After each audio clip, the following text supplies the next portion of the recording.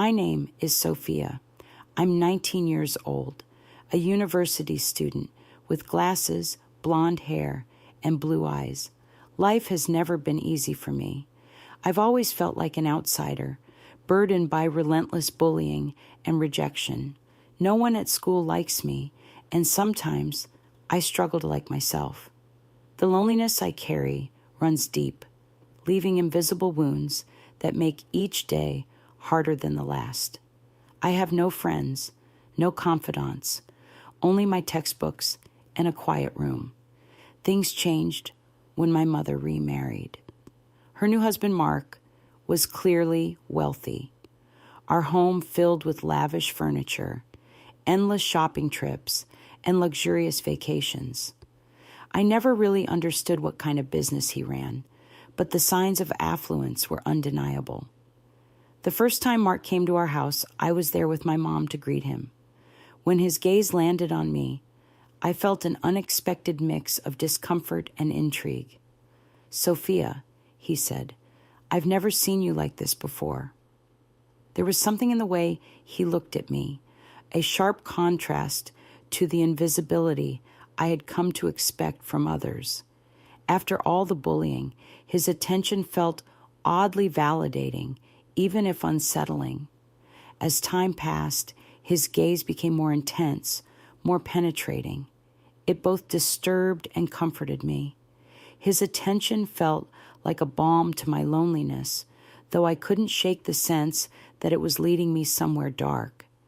Then came the messages, late-night texts whispering things like, "I'm watching you," and "You're beautiful, Sophia." They unnerved me, yet part of me clung to them.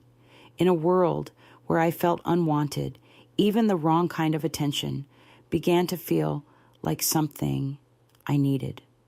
Mark's presence grew stronger in my life. His messages became a strange lifeline, a way for me to feel seen. I knew it was wrong, but I kept reading them over and over, feeling a blend of fear and excitement.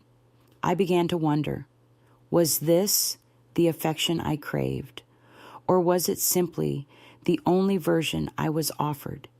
Eventually, it wasn't just words. Mark began to touch me, subtly at first, then more deliberately. I told him it was wrong, but my voice lacked conviction. We weren't related by blood, and no one else had ever shown me what love was supposed to feel like. His touches frightened me, yet they made me feel wanted. That paradox gnawed at my soul. Could something so wrong still feel like safety? I started measuring my worth through his eyes. With every interaction, I felt both more alive and more lost. I battled myself internally, part of me repulsed, part of me drawn in. Was I surrendering or surviving? Was this power, or was I losing myself? Even as I questioned everything, I found myself waiting for his messages. I stopped resisting his touch. I accepted it. I justified it as an escape from my daily torment at school.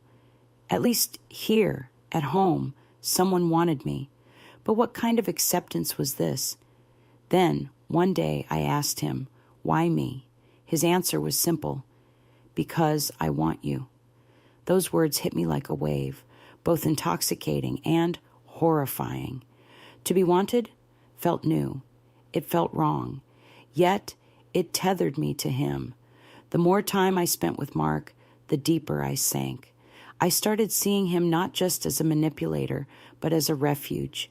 I was losing myself in him. It became harder to resist, harder to think clearly. Every look, every touch blurred the lines between affection and control. But eventually, I saw him for who he truly was. His interest wasn't about love. It was about power, about shaping me into what he wanted. That realization broke something in me, but it also awakened a strength I didn't know I had. His so-called affection had never been love. It was a cage.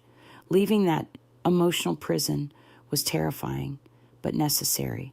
I realized I had to find my worth, not in Mark's eyes, but within myself.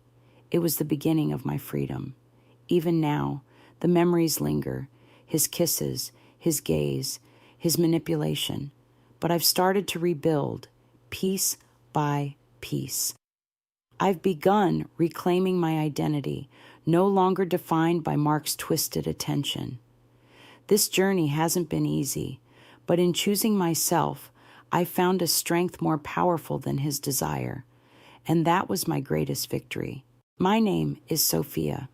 I'm 19 years old.